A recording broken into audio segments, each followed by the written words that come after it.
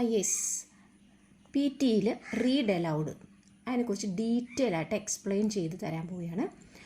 നമ്മൾക്ക് സ്റ്റുഡൻസിന് നോർമലായിട്ട് ഉള്ള ഡൗട്ട് ഇതാണ്, റീഡ് അലൗഡിന് എത്ര ടൈം ഉണ്ട്, സ്കോർ എത്രയാണ്, ഓക്കെ, നമ്പർ ഓഫ് ക്വസ്റ്റ്യൻസ് എത്ര ക്വസ്റ്റ്യൻസ് ഉണ്ടാവും, ടോട്ടൽ ടൈം എത്രയാണ്, ഏതൊക്കെയാണ് ഇതിൻ്റെ ക്രൈറ്റീരിയാസ്, പിന്നെ ഓരോ ക്വസ്റ്റ്യനും എത്ര ടൈമുണ്ട്, ഓരോ ക്രൈറ്റീരിയക്കും എത്ര സ്കോർ കിട്ടും, ഇതൊക്കെയാണ് നോർമലി എല്ലാവർക്കും ഉള്ള ഡൗട്ട്. അപ്പോൾ ഇന്ന് നമ്മൾ റീഡ് അലൗഡിൻ്റെ എല്ലാ ഡൗട്ടും ക്ലിയർ ചെയ്യാൻ പോകും.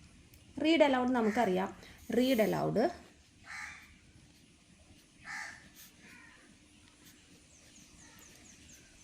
അലൗഡ് എന്താണ്, സ്പീക്കിങ്ങിൻ്റെ പാർട്ടാണ് അല്ലേ, part of speaking section.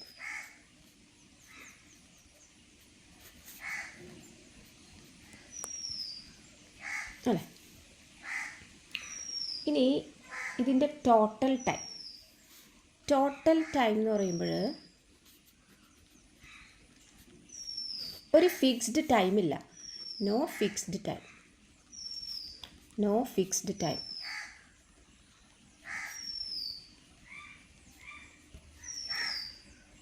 Total time depend ചെയ്യുന്നത് എത്ര ക്വസ്റ്റ്യൻസ് ഉണ്ട് എന്നുള്ളത് അനുസരിച്ചാണ്. എത്ര ക്വസ്റ്റ്യൻസ് ഉണ്ട് അതിനെ ഡിപ്പെൻഡ് ചെയ്യും ടോട്ടൽ ടൈം. അപ്പോൾ എന്താണ്, ടോട്ടൽ ടൈം ഡിപ്പെൻഡ്സ്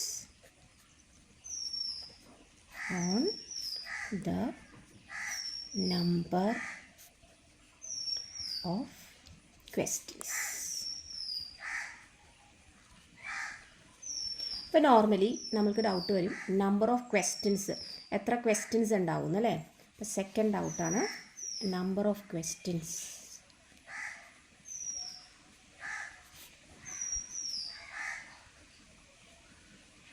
യൂഷ്വലി നമുക്കൊരു 6 to 7 ക്വസ്റ്റ്യൻസ് ഉണ്ടാവും. യൂഷ്വലി 6 to 7 ക്വസ്റ്റ്യൻസ് ഉണ്ടാവും. ഇനി ടോട്ടൽ ടൈം ഇല്ല, നമ്പർ ഓഫ് ക്വസ്റ്റ്യൻസ് എന്ന് പറഞ്ഞു. ഇനി ഓരോ ക്വസ്റ്റ്യനും ടൈം ഫോർ ഈച്ച് ക്വസ്റ്റ്യൻ, അതാണ് അടുത്ത dot. Time for each question. Time for each question എന്ന് പറയുമ്പോൾ നമുക്ക് പ്രിപ്പറേഷൻ ടൈം ഉണ്ട്, പ്രിപ്പയർ ചെയ്യാനുള്ള time, preparation time. Preparation time നമ്മൾക്കൊരു 30 to 40 സെക്കൻഡ്സ് ഉണ്ട്. 30 to 40 സെക്കൻഡ്സ്, അതായത് സൈലൻ്റ് ആയിട്ട് നമുക്ക് പ്രിപ്പയർ ചെയ്യാനുള്ള ടൈം. ഇനി സ്പീക്ക് ചെയ്യാനുള്ള time, speaking time.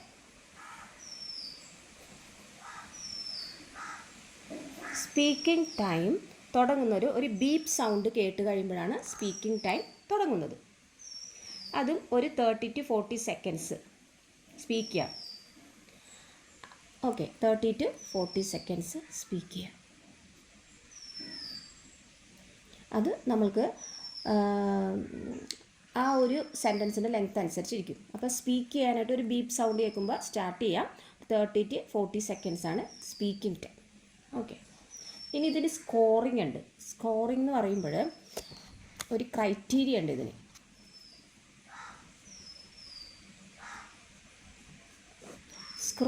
Scoring criteria. Okay, scoring criteria എന്ന് പറയുമ്പോൾ ആദ്യം കോണ്ടൻ്റ് ആണ്.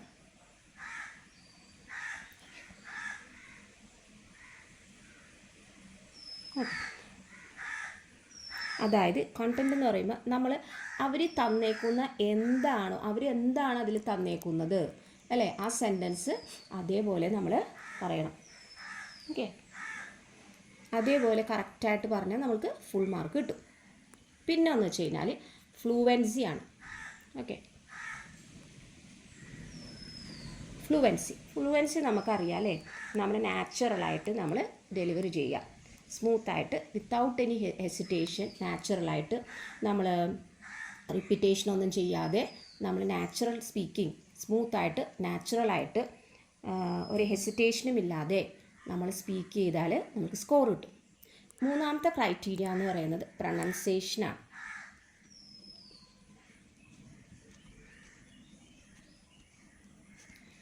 അപ്പോൾ ഇവിടെ പ്രൊനൗൺസിയേഷൻ എന്ന് പറയുമ്പോൾ നമ്മൾ പറയുന്ന ഓരോ വാക്കുകളും കേൾക്കുന്നവർക്ക് മനസ്സിലാകുന്ന രീതിയിൽ പറയണം.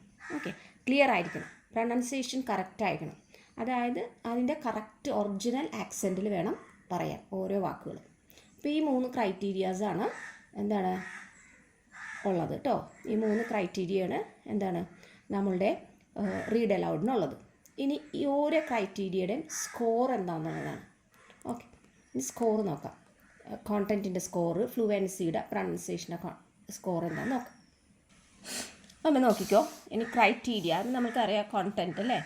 കോണ്ടൻറ്റിന് നമുക്ക് 5 കറക്റ്റ് പറഞ്ഞു കഴിഞ്ഞാൽ 5 പോയിൻറ്റ്സ് കിട്ടും. ഓക്കെ, ഇനി ഫ്ലുവൻസിക്കും 5 പോയിൻറ്റ്സ് കിട്ടും. ഇനി പ്രൊനൗൺസിയേഷനും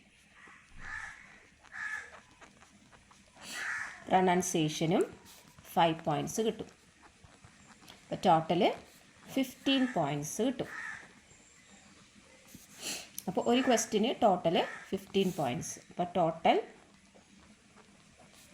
ഫോർ 1 question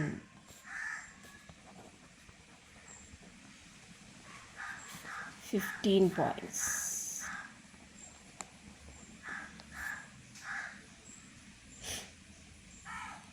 അപ്പോൾ നമ്മൾക്കൊരു 6 ക്വസ്റ്റ്യൻ ഉണ്ടെന്ന് ഓർത്തോ.